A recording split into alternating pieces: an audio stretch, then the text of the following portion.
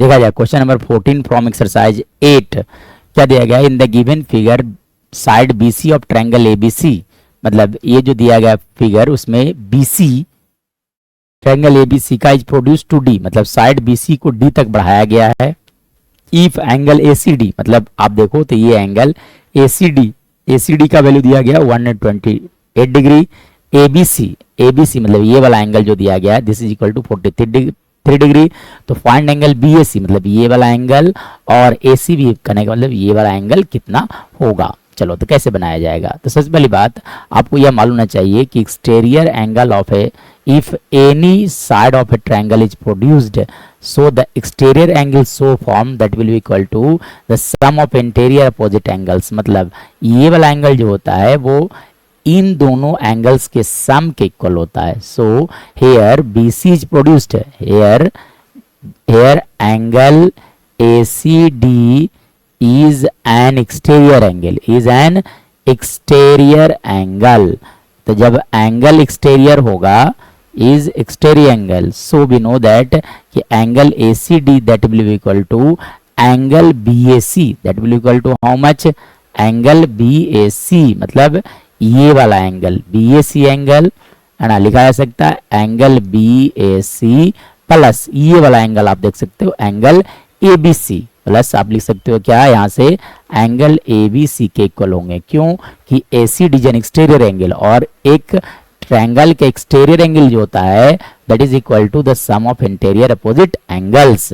But according to question देखा जाए तो ACD का वैल्यू दिया गया है 128 degree equal to angle BAC।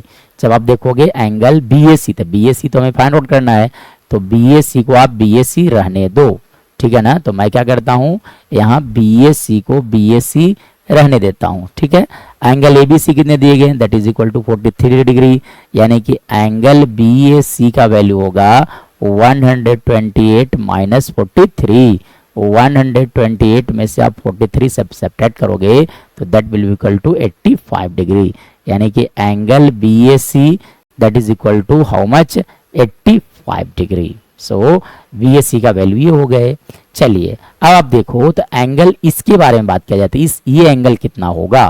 तो देखो लीनियर पेयर ऑफ एंगल्स, यहाँ पे लीनियर पेयर ऑफ एंगल से दोनों का सम 180 डिग्री होगा। So we can write here, तो ये हो गया पहला answer, this is the answer of the first question. इसी में देखा जाए सेकेंड पार्ट को देखा जाए तो क्या बोला गया है कि एंगल ACB कितने होंगे, ठीक है। चलिए तो ACB कैसे कैलकुलेट किया जाएगा, तो आप लिख सकते हो कि angle ACB plus angle ACD that is equal to how much, लिखा जा सकता है 180 degree by linear pair of angle by which property LPA। We can write here by LPA। So I am going to write here reason that is linear pair of angle, मतलब LPA मैं shortcut में लिख दिया। चलिए अब यहाँ से अगर मैं बात करूँ तो एंगल ACB नहीं दिया गया, इसलिए एंगल ACB को ACB रहने दिया जाए। ACD that is equal to 128 degree equal to 180 degree लिखा जा सकता है। मतलब यहाँ से एंगल ACB का वैल्यू लिख सकते हो आप 180 माइनस 128, मतलब एंगल ACB का जो सम आ गया that is equal to 52 degree. Hence angle ACB का वैल्यू होगा 52 डिग्री।